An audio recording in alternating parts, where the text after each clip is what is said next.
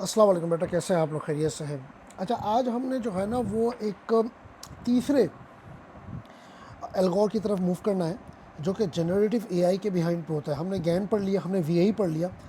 आज हमने जो है वो ट्रांसफॉर्मर मॉडल की तरफ मूव करना है। But before I would actually touch upon the concept of the transformer model. Let me explain you a little bit about the RNN again.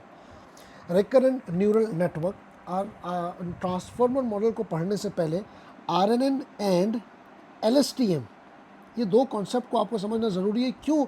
क्योंकि इनकी लिमिटेशन थी, यानी कि RNN की लिमिटेशन थी तो LSTM आया, और LSTM की लिमिटेशन थी तो फिर ट्रांसफॉर्मर मॉडल आया। तो RNN को दोबारा समझते हैं कि RNN क्या चीज़ है। देखिए, RNN क्या करता था, मैंने आपको बताया था कि RNN, LSTM और transformer model usually sequential data के लिए आते हैं।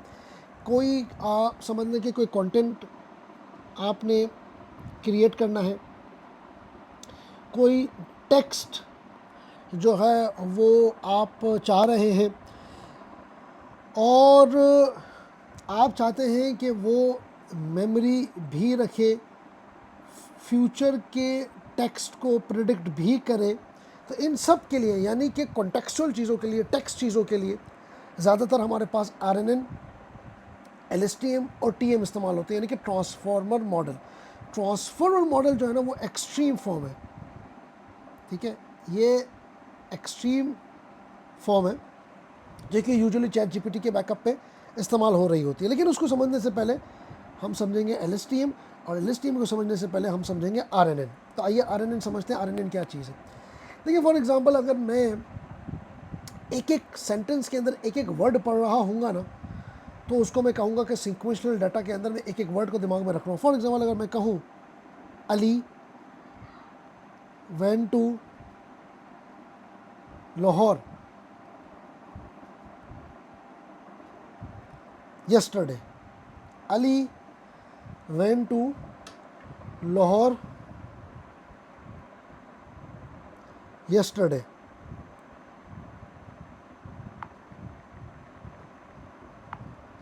ठीक है। अब इसका क्या मतलब हुआ?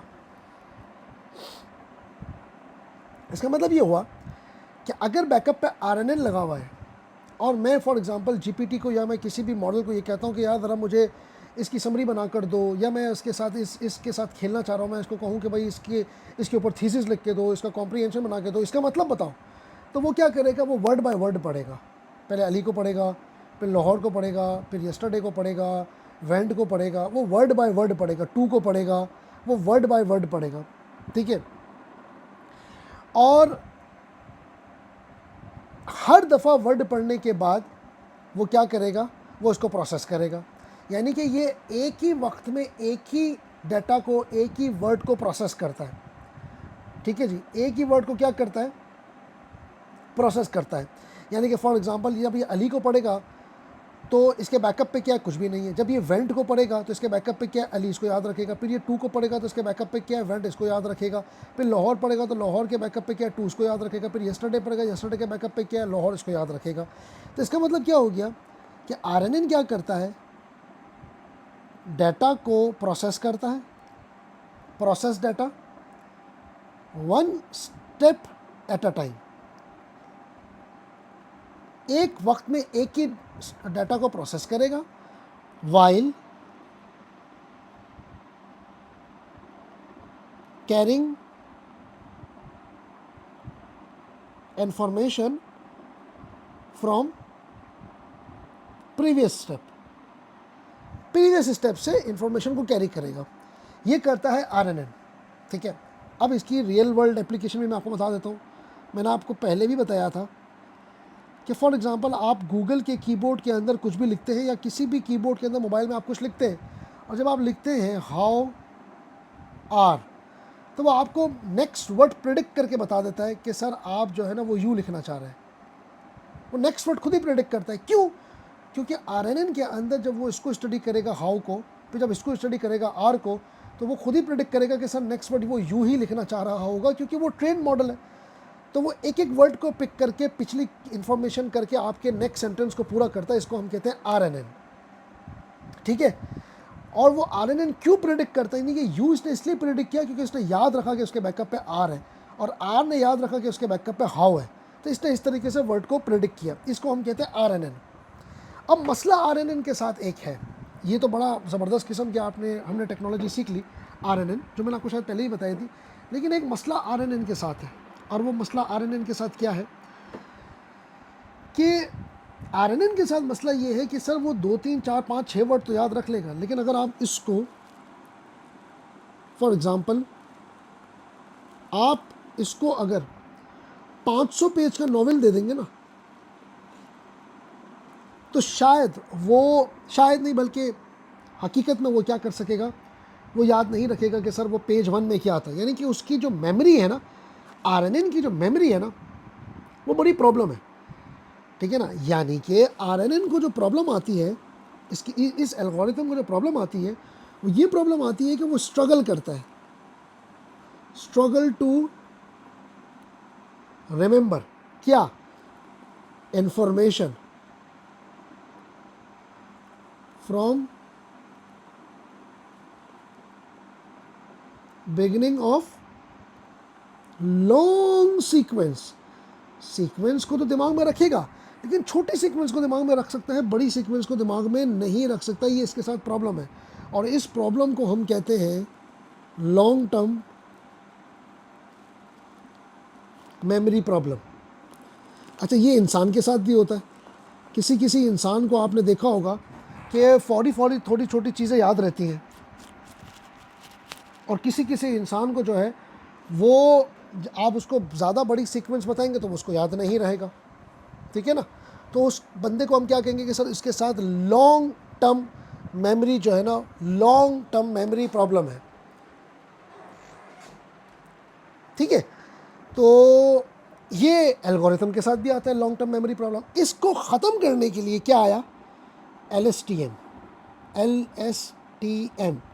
यानी कि long short term memory. Long short term memory जो था, ये लॉन्ग टर्म मेमोरी प्रॉब्लम को ख़त्म करने के लिए है। इसका मतलब ये हुआ कि अब हमने क्या किया, हमने एल्गोरिथम के अंदर एक, यानी कि LSTM का मतलब पता है क्या, RNN with a notebook, RNN with notebook.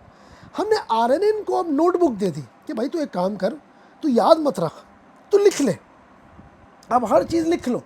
Algorithm को हमने एक नोटबुक दे दी कि भाई जो भी अब चीज़ें हैं ना, 500 पेज का नॉवल है ना, अब आप इसको याद मत रखो, आप इसको लिख लो। हमने एक समझ एक स्पेस क्रिएट कर दिया एल्गोरिथम के अंदर कि आप लिख लो, ठीक है ना। तो कोई भी भूल चुक हो तो आप जो है ना वो उसको देख कर आगे बढ़ जाओ।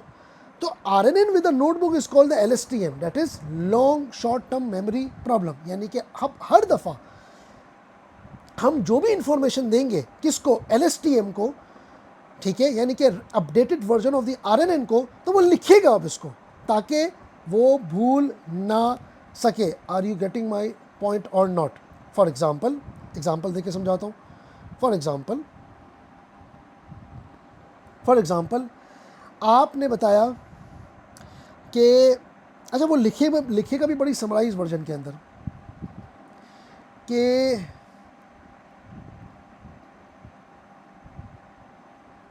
अली ने जो है वो एक keep treasure in Lahore, for example आपने इसको बताया कि अली ने जो है ना वो एक ट्रेजर लाहौर में रखा है। तो अब वो कैसे याद रखेगा, वो याद रखेगा कि सब्जेक्ट पर्सन कौन था, इज इक्वल टू अली। अच्छा, सब्जेक्ट मैटर कौन था, मैं आपको सिर्फ एग्जांपल दे रहा हूँ कि वो इस तरह कर रहा होगा, ट्रेजर, ठीक है। सब्जेक्ट सिटी क्या है, लाहौर। सब्जेक्ट वर्ब क्या है, यानी कि what action did he played, keep. ये इसने दिमाग में रखा। अब आप इससे पूछोगे, अब आपने अगर फॉर एग्जांपल सवाल किया कि ट्रेजर कहाँ है, तो वो सोचेगा नहीं, वो नोटबुक खोल लेगा फ़ौरन। सिस्टम क्या करेगा, सिस्टम ओपन्स द नोटबुक सोचेगा नहीं। अगर वो सोच रहा है ना तो वो RNN है, लेकिन अगर उसने अपनी नोटबुक खोल ली और देखा कि हाँ भाई ट्रेजरर कहाँ था, वो फ़ौरन पिक करेगा कि ट्रेजरर जो था वो लाहौर में था। तो this is how the LSTM work.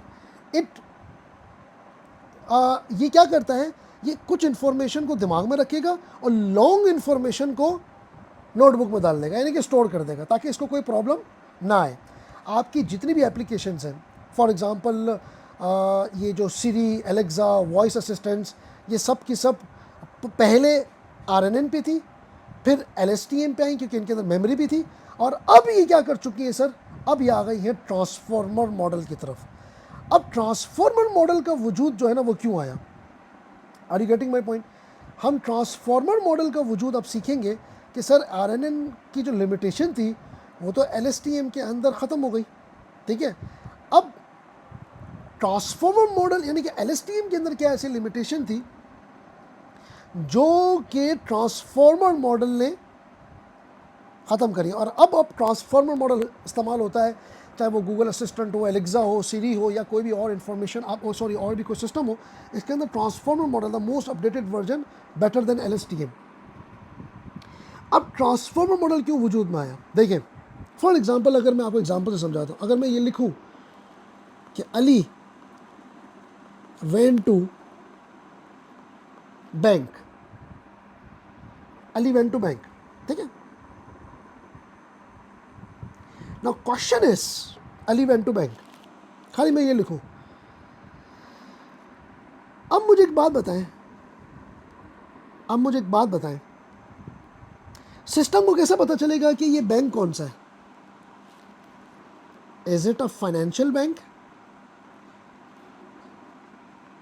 और is it a river bank? Are you getting my point? इसको कैसे पता चलेगा कि sir what is it actually? Ali river bank में गया या फाइनेंशियल बैंक में गया? समझिएगा बात को। दूसरी एग्जांपल, या आपको बहुत चुन के एग्जांपल दे रहा हूं, आपको समझ में आएगी। देखिए, अगर मैं लिखूं कि द एनिमल the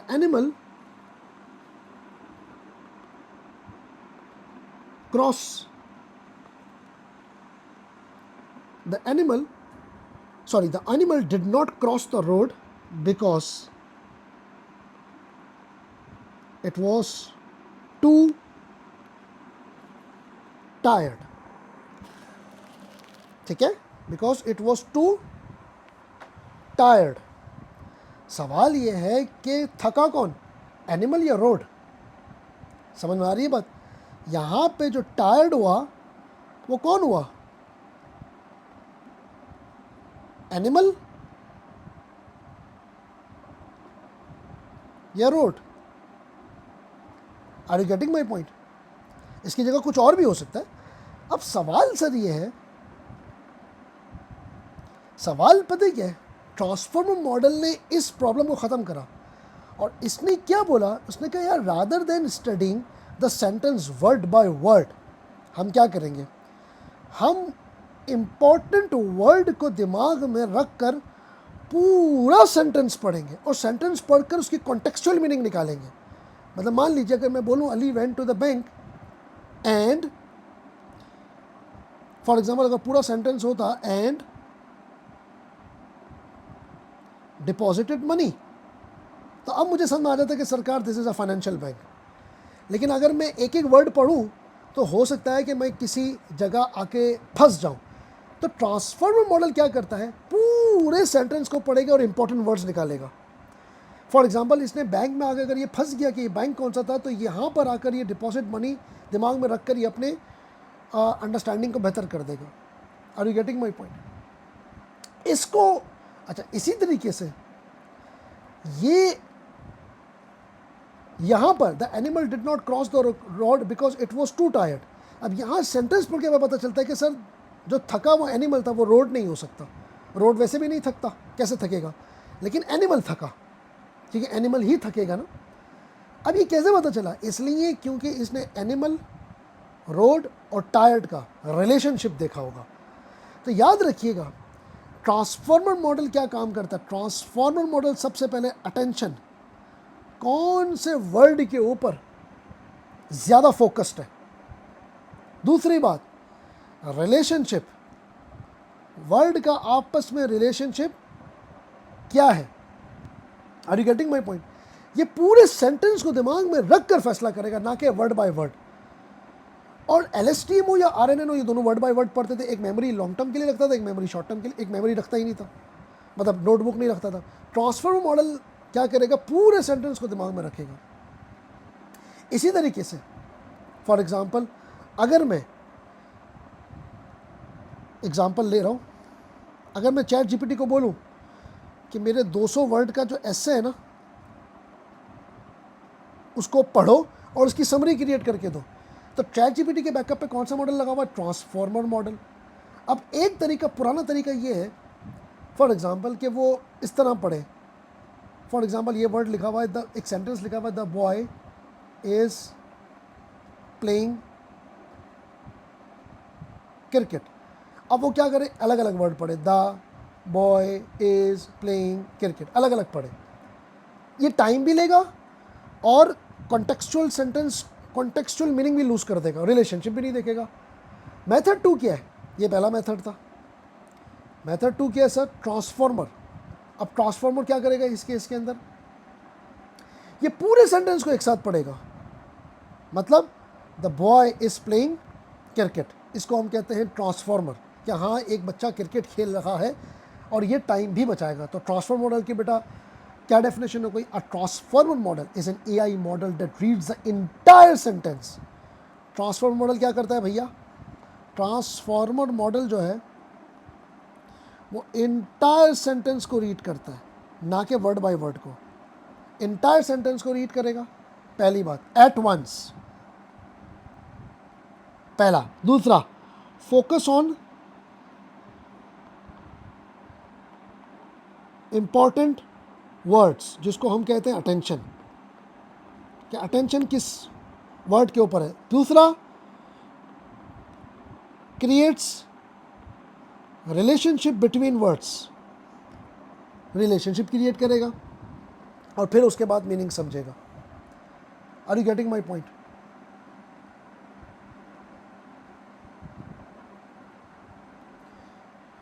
तो याद रखिएगा बेटा कि ट्रांसफॉर्मर मॉडल जो है ना, वो more better and updated version है देन दी LSTM। इसी तरीके से मैं आपको एक और एग्जांपल दूं। अगर आप लिखो कि the trophy did not fit into the suitcase because it was too big. अब ऊपर वाले केस के अंदर तो एक ह्यूमन इंसान भी पिक कर लेगा कि सर रोड थोड़ी थकेगी, एनिमल थकेगा ना, तो वो तो एक कॉमन सेंस आपको बात लगेगी। लेकिन इस केस में अब आप बताएं मुझे, अगर मैं आपसे पूछूं कि the trophy did not fit into the suitcase because it was too big, अब बताएं बिग क्या है, ट्रॉफी या सूटकेस? अब तो दोनों सेंस बन गई ना, ट्रॉफी या सूटकेस। तो हमें समझ आएगा कि सर ये ट्रॉफी के ऊपर बात हो रही है, ट्रॉफी बड़ी है, सूटकेस बड़ा नहीं है। अब सवाल ये है कि आपने तो पिक कर लिया एज अ इंसान, लेकिन आपने भी कैसे पिक किया? आपने कहा सर अगर सूटकेस बड़ा होता तो डिड नॉट फिट का वर्ड ही नहीं आता, क्योंकि ट्रॉफी जो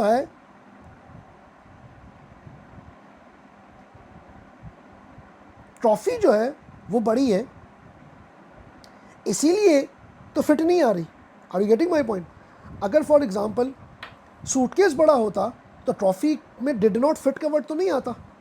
तो याद रखिएगा हमने तो कॉमन सेंस इस्तेमाल किया, लेकिन यही कॉमन सेंस हमें सिस्टम को भी तो सिखाना है। तो सिस्टम को सिखाने के लिए हमने बोला कि सरकार ट्रॉफी अगर फिट नहीं हुई तो सिस्टम को हम ये समझाएंगे कि डिड नॉट, पूरे कॉन्टेक्स्ट को समझने के बाद डिड नॉट के ऊपर फोकस करेगा कि ट्रॉफी फिट नहीं हुई क्योंकि सूटकेस बड़ा था। Are you getting my point? अगर सूटकेस छोटा था, अगर सूटकेस बड़ा होता तो ट्रॉफी के साथ डिड नॉट का वर्ड नहीं आता। तो ये पूरा सेंटेंस पढ़ने के बाद सिस्टम के अंदर भी ये कॉमन सेंस डालनी है जिससे ये चीज़ हो सकती है। अच्छा, अब इसकी रियल एग्जांपल्स क्या हैं सर? चैट जीपीटी, आज की तारीख में चैट जीपीटी क्या एआई है? हाँ है। एआई का कौन सा वर्जन है? Generative AI.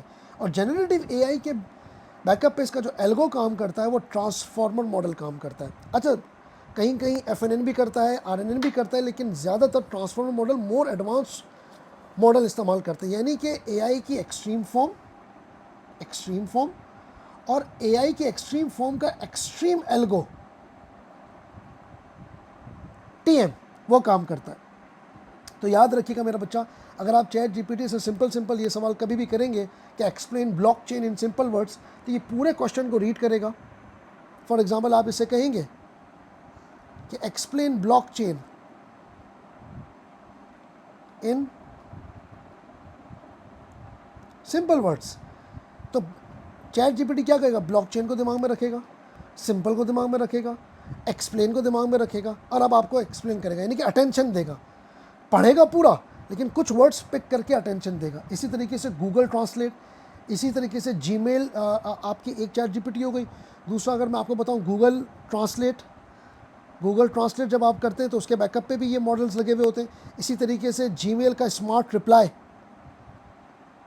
वो स्मार्ट रिप्लाई आपकी ईमेल को दिमाग में रख कर जो है वो करेगा।